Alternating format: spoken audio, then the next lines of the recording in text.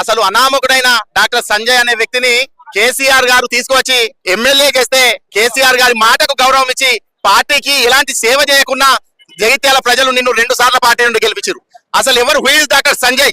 సంజయ్ లాంటి వారే కాదు, ఈ రోజు పార్టీని విడిచిపెట్టిపోతున్న పెద్దలందరూ కూడా ఒకటే విజ్ఞప్తి చేస్తా ఉన్నా, మీకు దమ్ము ధైర్యం ఉంటే రాజీనామా చేసి మళ్ళీ గెలిచి నువ్వు వేరే పార్టీలకు పోవాలి.